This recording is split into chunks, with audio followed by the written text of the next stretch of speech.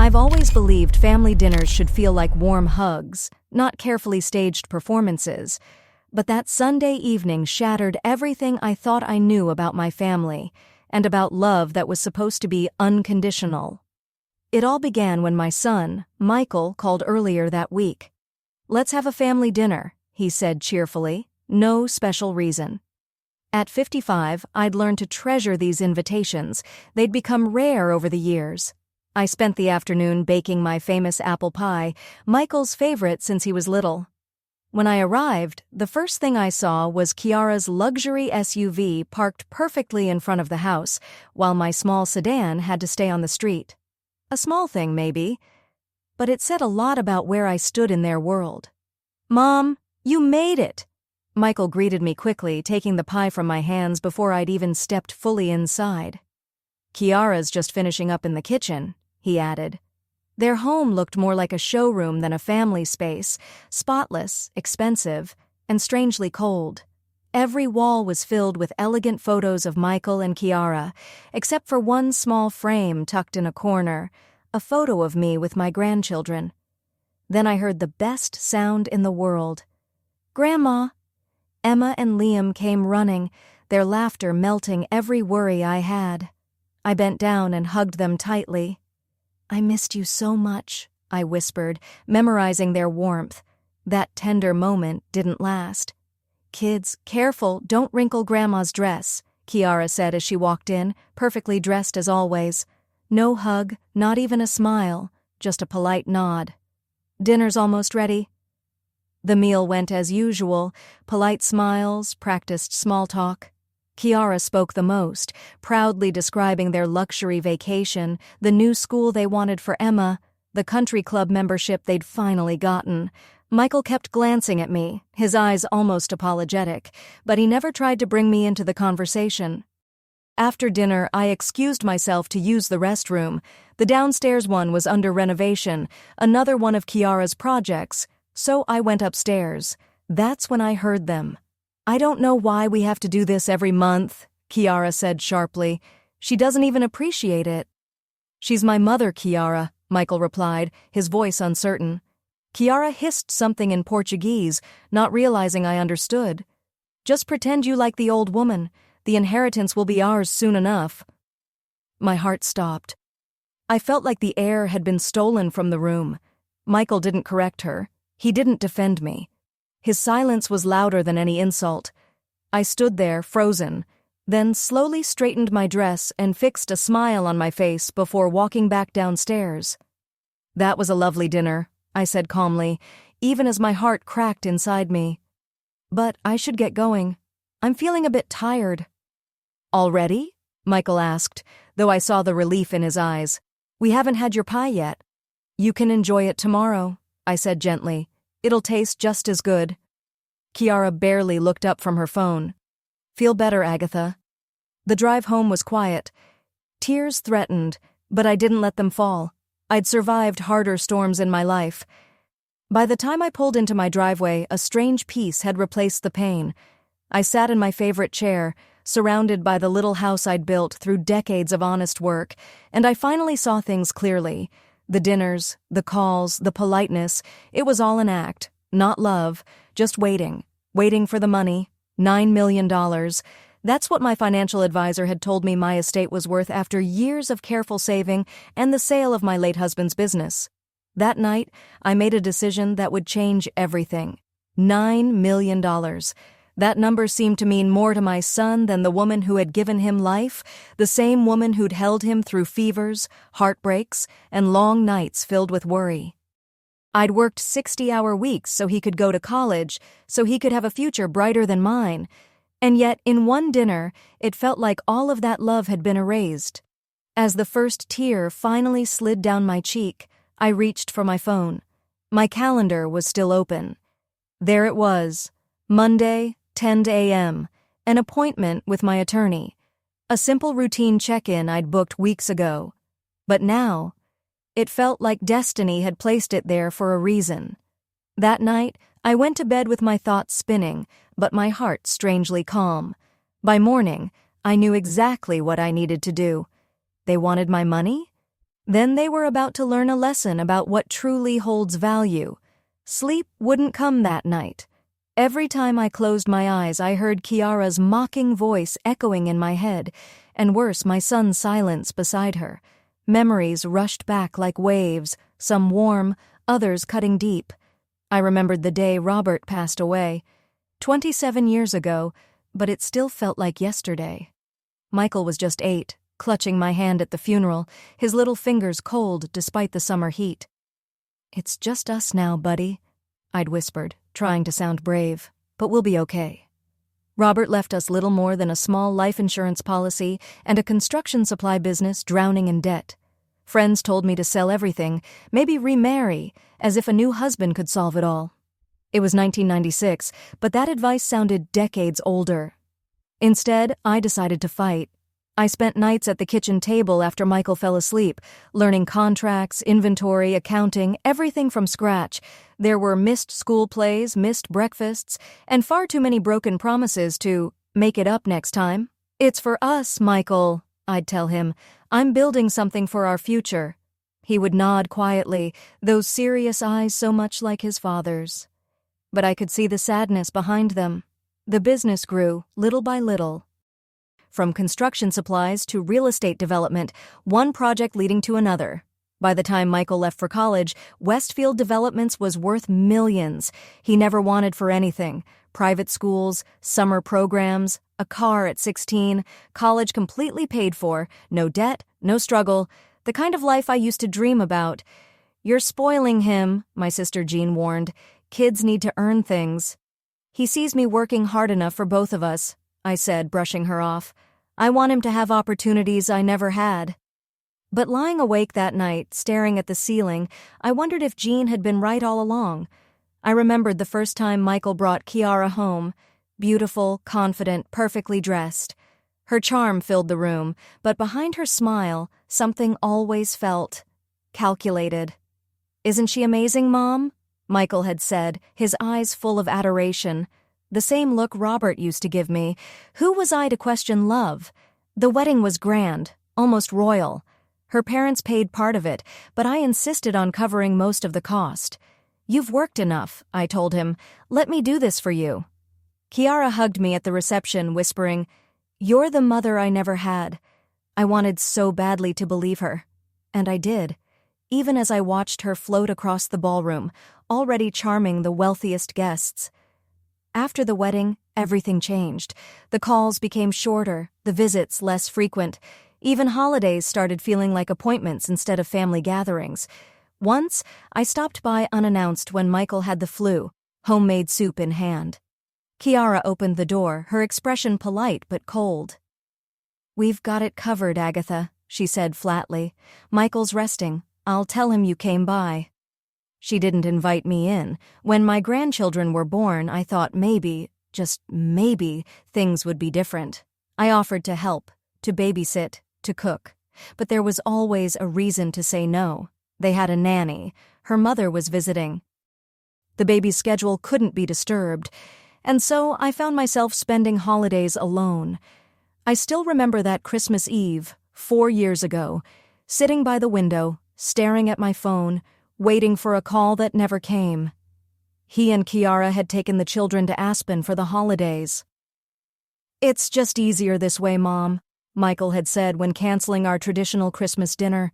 "We'll call you on video, I promise." That call never came. The next morning, a short message appeared instead. "Sorry, got caught up in the celebrations. Merry Christmas." Attached was a photo, my grandchildren smiling in front of a grand tree inside what looked like a luxury chalet.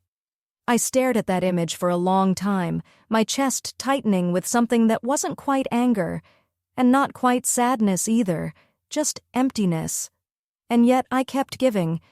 A generous check for their 10th anniversary, a down payment when they wanted to upgrade to a larger home, private school tuition for Emma, framed as a grandmother's gift, though I strongly suspected it was simply to spare their own savings. That night, I got out of bed and walked to my small home office. The lamp cast a soft glow over the mahogany desk Robert and I had bought in our first year of marriage, one of the few things from that time I still owned. From the bottom drawer, I pulled out a leather portfolio filled with financial documents. $9 million. That's what my life's work was worth. On paper.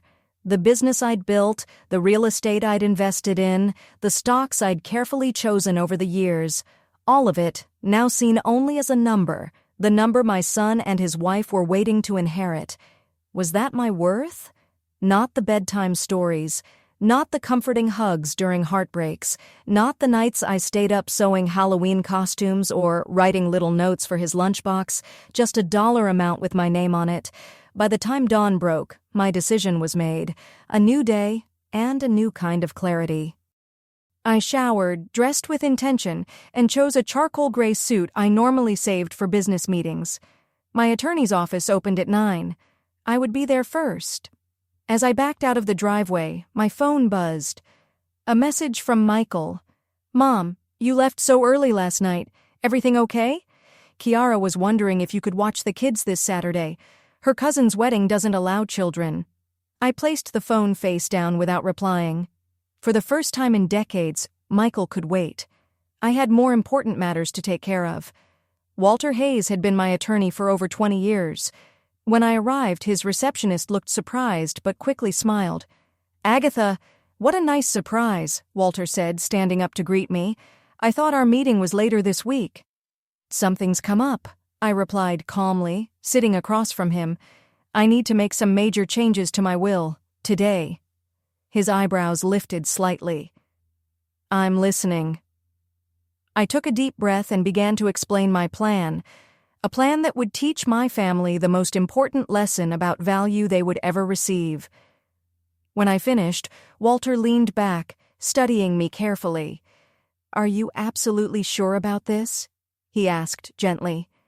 I thought of Kiara's mocking words, Michael's silence, the years I'd tried to buy affection that should have come freely. "I've never been more certain of anything," I said. As I left his office, something in the air felt different, lighter. It was as though the burden I'd carried for years was now sealed away inside the papers sitting in Walter's filing cabinet. Still, Walter had advised caution. "Take some time to reflect before finalizing this," he said with concern. "Decisions made in moments of emotion can feel different later." "This isn't emotion," I told him. "This is clarity." But deep down, I knew there was still one thing I needed. Proof. Not for legal reasons, but for my own peace of mind. I needed to know if everyone in my family saw me as nothing more than a source of money, or if Kiara was the one pulling the strings. So, over the next week, I became a detective in my own life. I started with phone calls to relatives I hadn't spoken to in months. My niece Jessica sounded delighted to hear from me until I casually mentioned that I might be making some adjustments to my financial plans. "Oh? What kind of adjustments, Aunt Agatha?" she asked, suddenly attentive. "Nothing major," I replied smoothly. "Just some restructuring." Her tone brightened instantly. "Well, we should visit soon." 2 hours later, my sister Jean called. "Agatha, are you okay? Jessica mentioned something about you having money problems." So fast. That's how quickly word had spread. "Everything's fine," I assured her. "Just organizing my estate."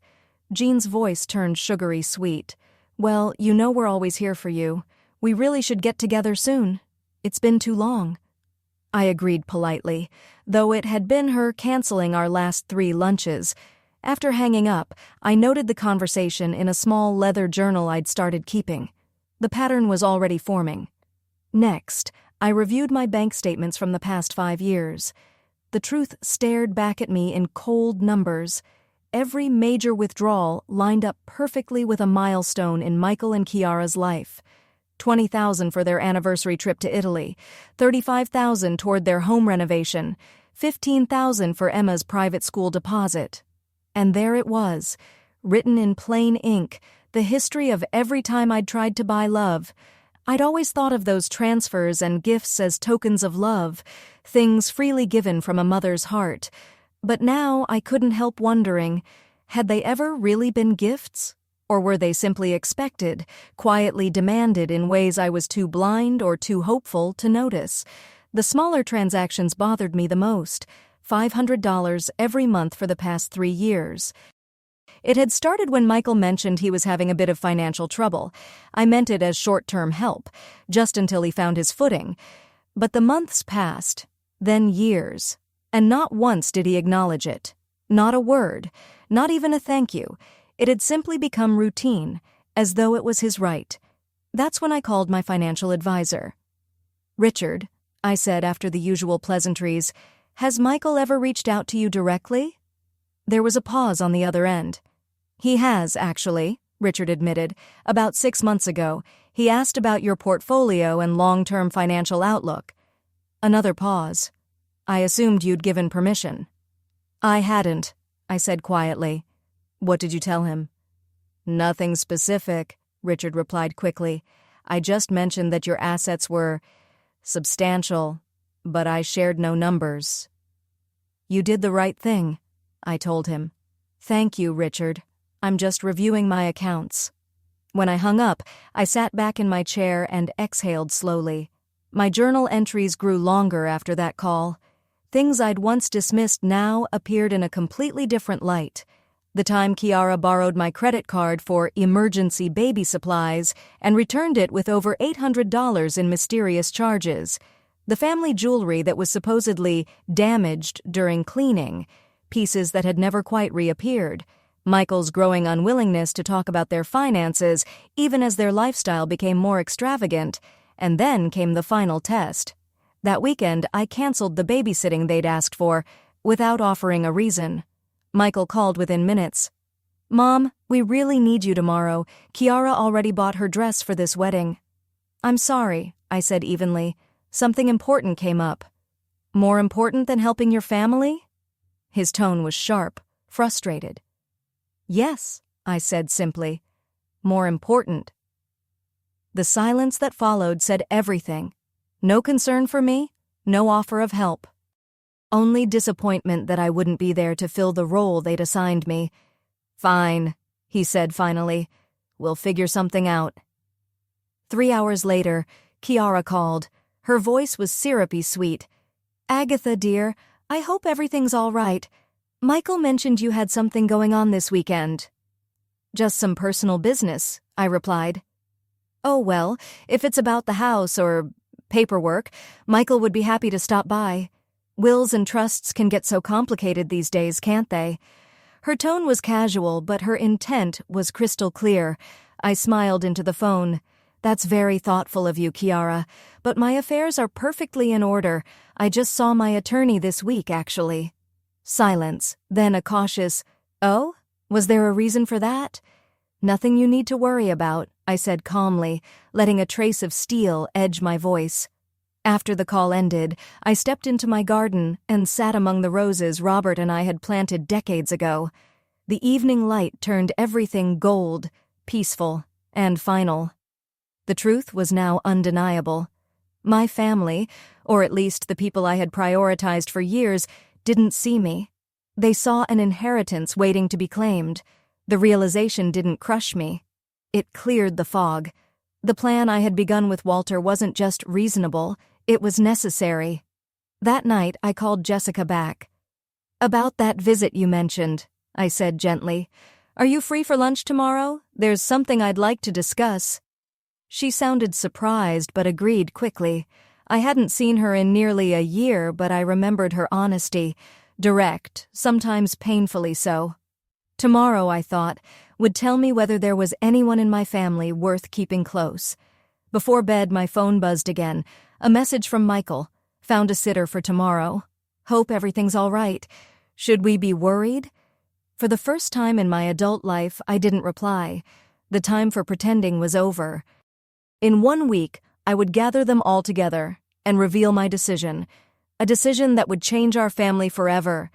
That night, I slept peacefully for the first time in years. The truth, no matter how painful, was far better than the comfortable lies I'd lived with for too long. Lunch with Jessica turned out to be unexpectedly emotional. We met at a small cafe near her nursing school. For once, I didn't feel like I had to perform. No role to play, no mask to wear. She arrived breathless, still in her scrubs, apologizing for not having time to change. "You look perfect," I said, and meant it. There was something deeply refreshing about her honest, unpolished energy. Our conversation began light, casual updates, work, the usual polite topics. But when our meals arrived, I gently shifted gears. "Jessica," I asked, "why did you really call me back so quickly after our last chat?" She paused, fork halfway to her mouth, then sighed and set it down. "Honestly? Mom made it sound like you might be having money problems," she admitted. "She said we should reconnect, just in case you needed help." Her eyes lifted to mine, clear, steady. "But that's not what's really going on, is it?" "No," I said quietly. "Quite the opposite, actually." I didn't share the full truth of what I'd overheard, or the changes to my will.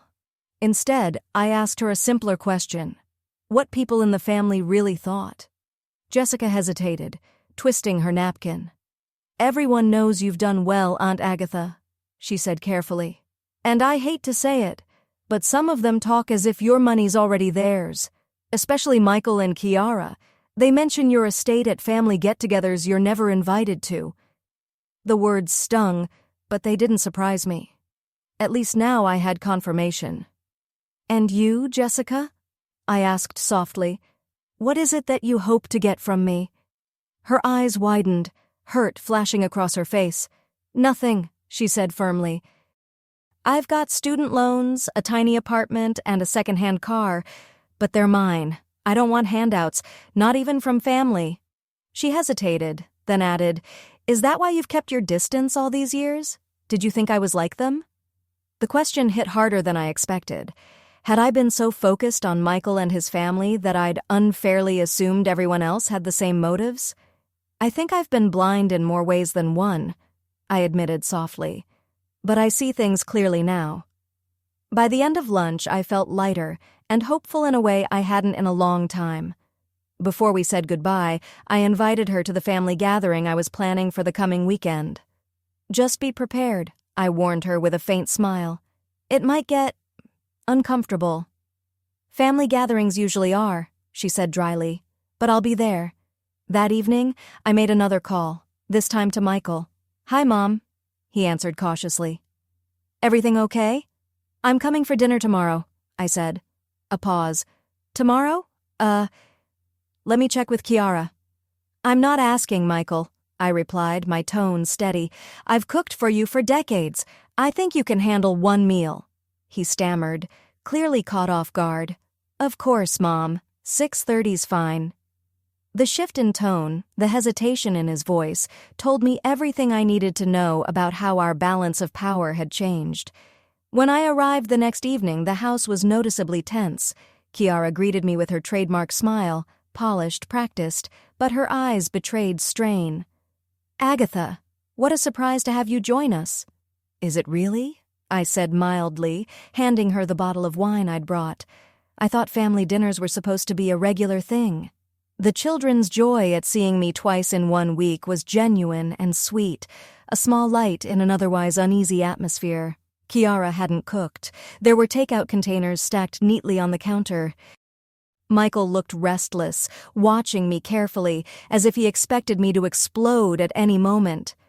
Halfway through the meal, I set my fork down. "I've made a significant decision that affects our family," I said, my voice calm but commanding. "I'd like everyone to come to my house this Saturday at noon.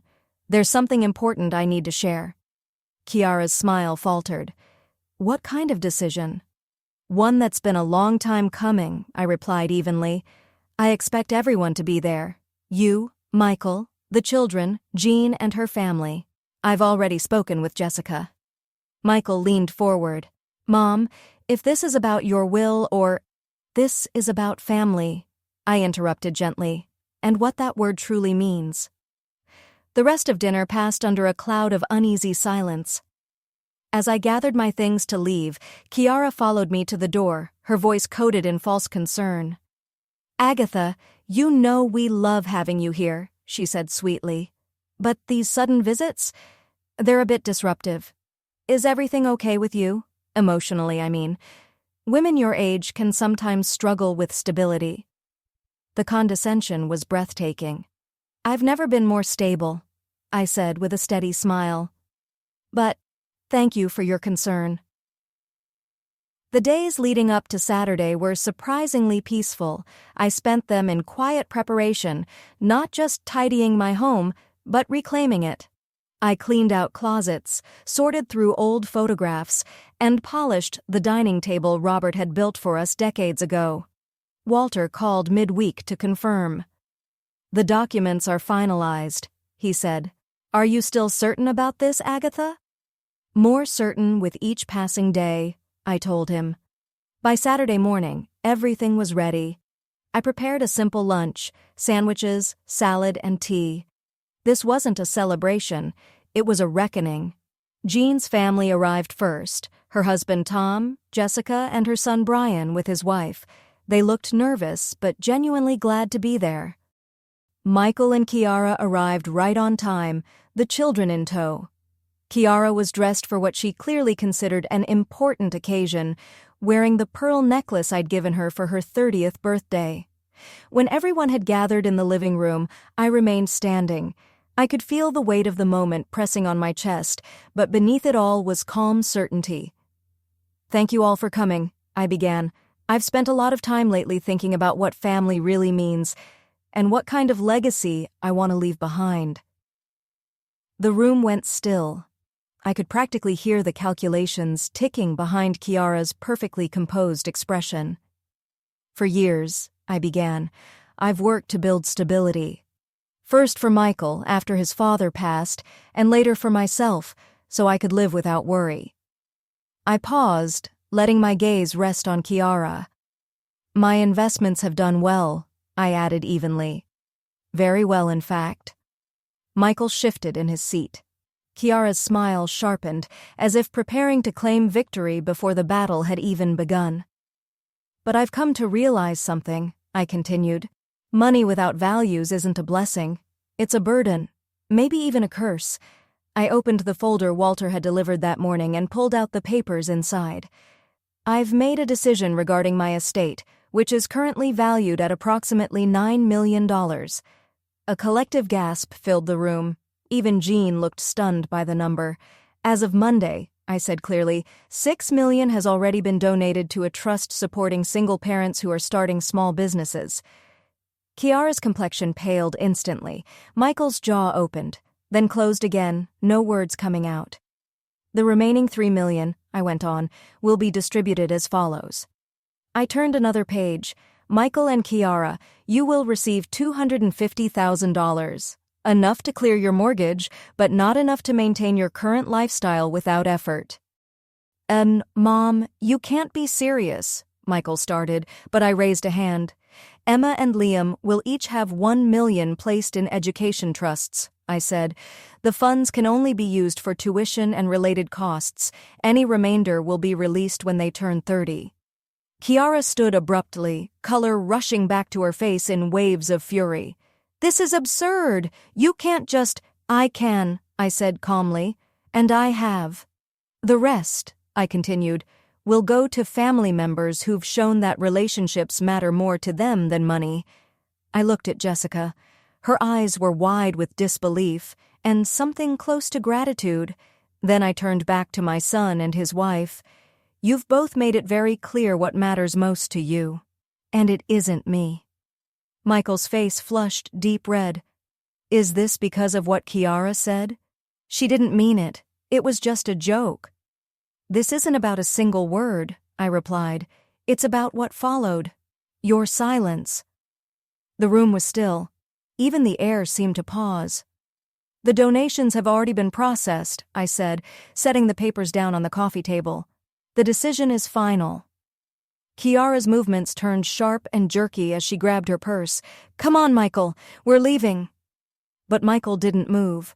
For the first time in years, he truly looked at me. Not as a bank, not as a convenience, but as a person. "What have we done?" he whispered. The question hung in the air, heavy as stone. "Mom, you can't really mean this," he said again, his voice trembling. "I've never meant anything more," I told him. My voice was steady, even as my heart pounded. Kiara marched back across the room, her heels clicking sharply on the floor. "This is manipulation," she snapped. "You're not thinking clearly. We'll challenge this." Jessica rose before I could respond, her voice calm but firm. "Aunt Agatha seems perfectly clear-minded to me," she said. "Maybe instead of arguing, you should ask why she felt she had to do this." Kiara turned on her, furious. "Stay out of it. You're just happy because you're getting something that should have been ours." "I didn't even know there was money involved until 5 minutes ago," Jessica shot back. "Some of us actually care about Aunt Agatha as a person." Jean cleared her throat nervously. "Maybe we should all—" "No," I interrupted. "No more calming down, no more pretending." I looked at Michael, whose face seemed to have aged 10 years in 10 minutes. "I heard what Kiara said about me at dinner last week," I said quietly. "How she talked about waiting for my inheritance, and I heard you say nothing." Gasps rippled through the room. Emma, old enough to sense the tension even if she didn't understand it, pressed herself against the couch cushions. "It wasn't like that," Michael stammered. "She was just upset. We didn't mean—" "Don't," I cut in sharply. "Don't make excuses." I took a deep breath and let my gaze move across the room. I've spent this past week reflecting on every moment between us. The monthly checks you never acknowledged, the gifts that turned into expectations, the invitations that only came when you needed something. Kiara tried to interject. "That's not true. We include you in everything that matters." "When was the last time you invited me over without asking for help or money?" I asked. Her mouth opened, and then closed, silent. "The truth," I continued, "is that I created this dynamic. I thought I could buy closeness, that if I gave enough, time, money, support, I'd be valued." I glanced at Michael. His eyes glistened with tears. "But love doesn't work that way," I finished softly. "Family doesn't work that way." Whether it was true remorse or simply the shock of losing what he thought was his, I couldn't tell. "Mom, please," Michael said, stepping toward me. "We can fix this. We love you." "Do you?" I asked softly. "Or do you love what I can give you?" "Of course we love you," he insisted quickly, glancing back at Kiara, who stood frozen, her expression unreadable. "This is just a misunderstanding." "Then explain it to me," I challenged. "Explain why you contacted my financial advisor behind my back. Why every time I've drawn a boundary this week, declining to babysit, asking for dinner at your house, you've responded with irritation instead of concern." He said nothing. Jean stood up then, her face clouded with worry. "Agatha," she began gently, "I don't agree with what Kiara said or how Michael handled things, but don't you think this is a little extreme? They're still your family." "Yes," I said. "They are." Which is exactly why I didn't leave them with nothing. I looked around the room, making sure my voice stayed calm and even. The children's education is fully secured. Their home can be too, if they choose to use what they've been given wisely, but I will no longer fund a lifestyle built on waiting for me to disappear. Kiara's composure finally cracked. "You self-righteous," she started, but Michael cut her off sharply. "Enough, Kiara. You're only making it worse." He turned back to me, eyes glistening. "Mom, I never meant to make you feel used. I didn't realize." "Intentions matter less than actions," I said quietly. "And your actions, Michael, have shown me exactly where I stand." "So that's it?" Kiara demanded bitterly. "You've made your decision, ruined our lives, and now we're supposed to just accept it." "Your lives aren't ruined," I replied evenly. "You're both healthy, capable adults with every opportunity ahead of you. If losing an inheritance you never earned destroys you, then I failed as a mother long before today." The room went still again. Tom, who had remained silent through most of it, cleared his throat. "Maybe we should give Agatha and Michael a moment alone." I shook my head. "No, this needs to be said openly. No more secrets." I crossed the room and knelt beside Emma and Liam, their small faces tight with confusion. I took their hands gently.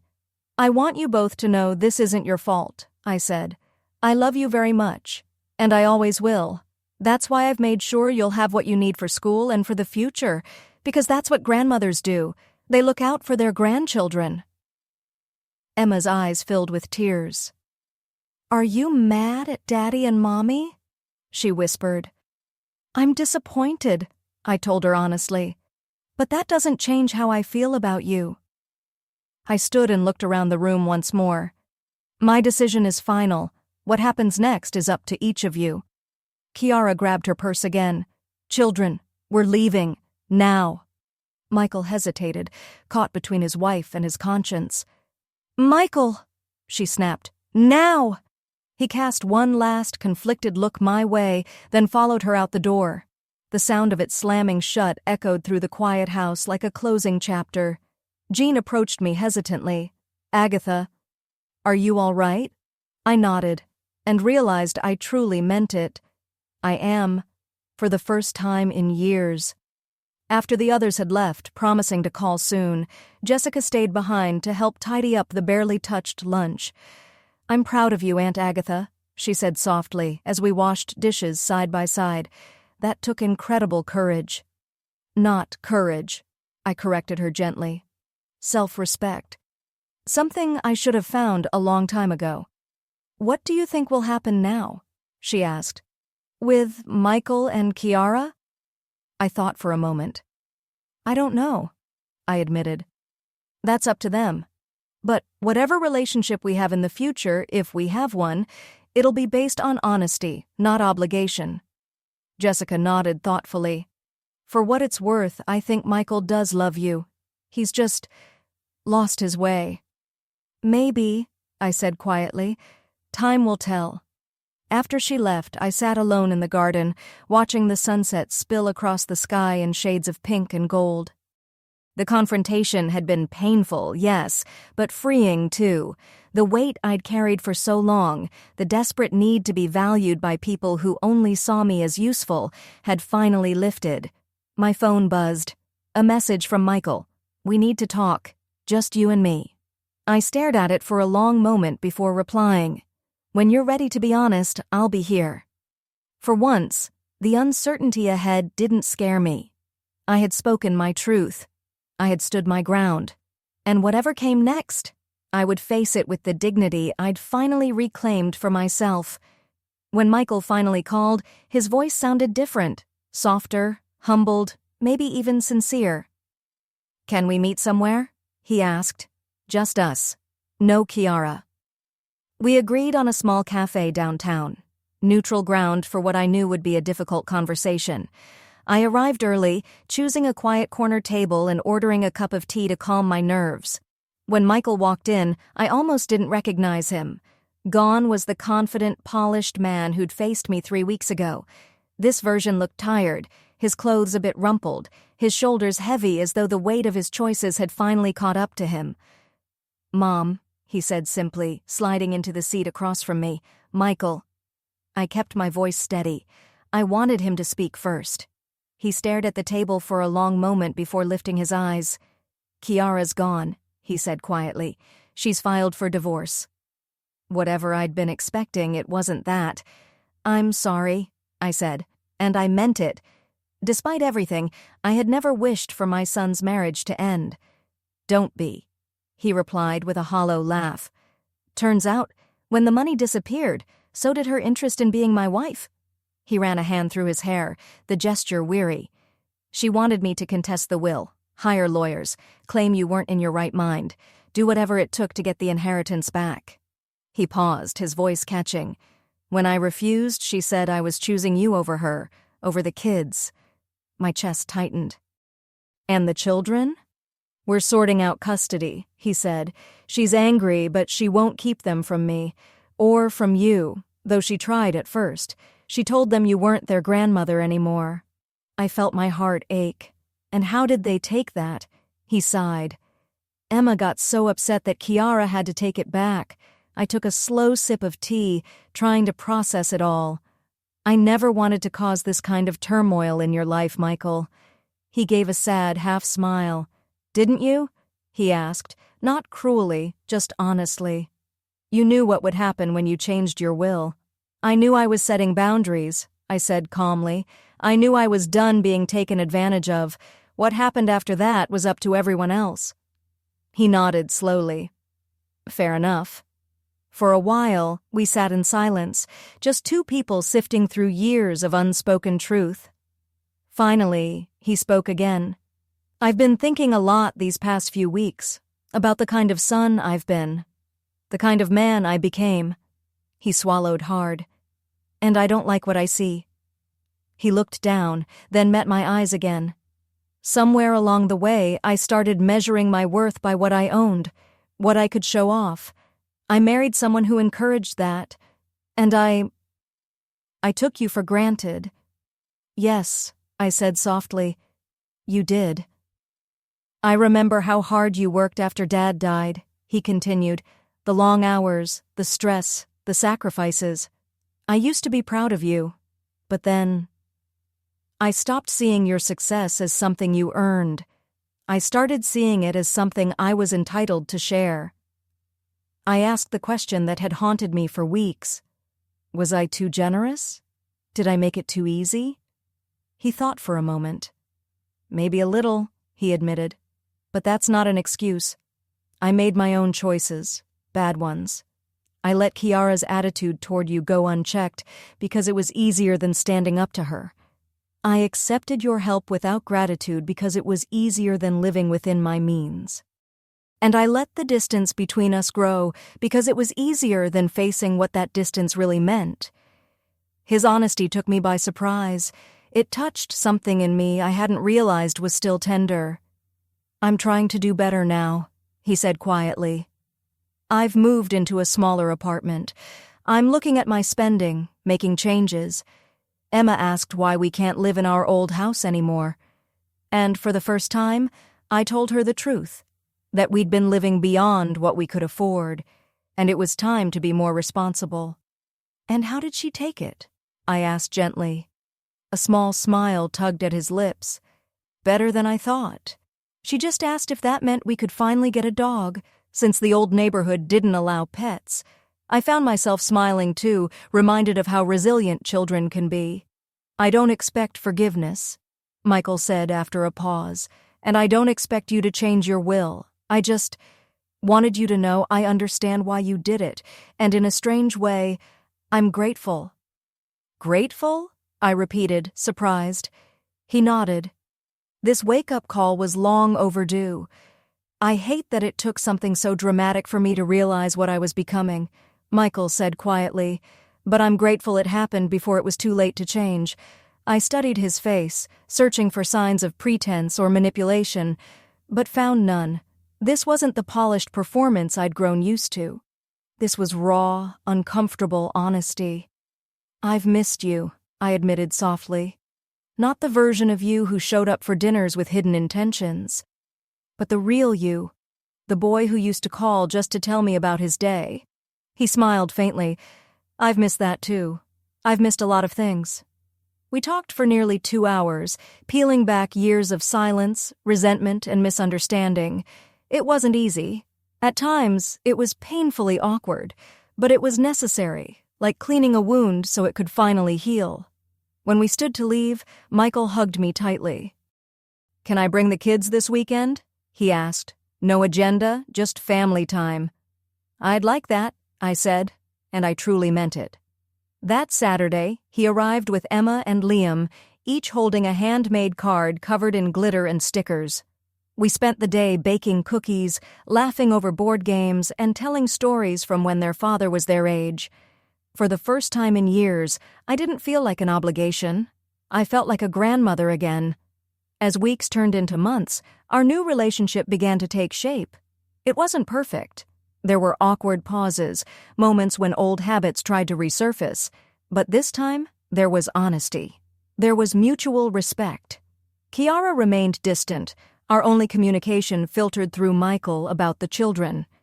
I never asked for details, but Jessica later mentioned that Kiara had started dating a wealthy real estate developer barely a month after the separation. 6 months after what the family now simply called the meeting, I invited everyone for Thanksgiving dinner. Jean came with her husband, Tom, and Jessica, who proudly introduced her new boyfriend. Michael arrived with Emma and Liam, the three of them looking more relaxed, more real than I'd seen them in years. As we gathered around the table, I looked at each face, imperfect, complicated, but genuine. Before we began eating, I raised my glass. "I'd like to make a toast," I said. The room quieted.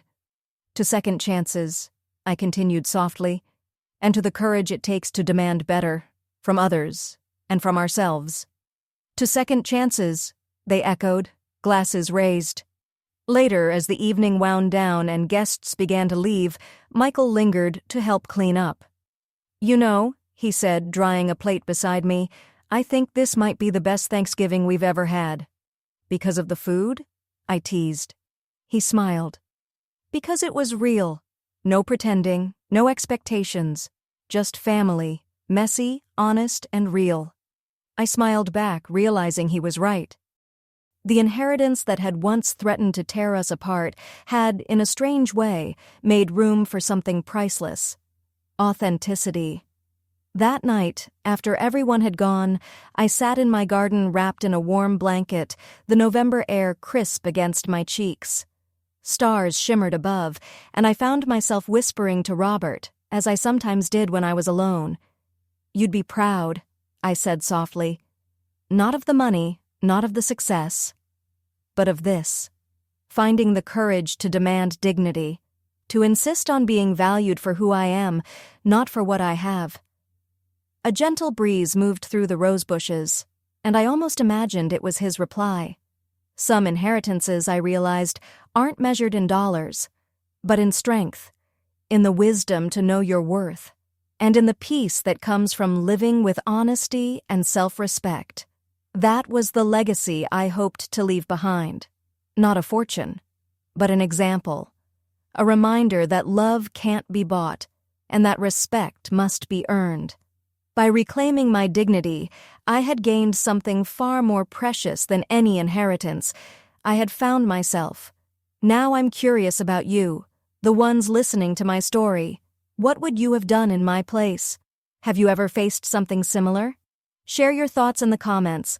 I read every one of them. And before you go, I've left 2 more powerful stories waiting for you on the screen. Both are channel favorites, and I promise they'll surprise you. Thank you for watching until the end. See you in the next story.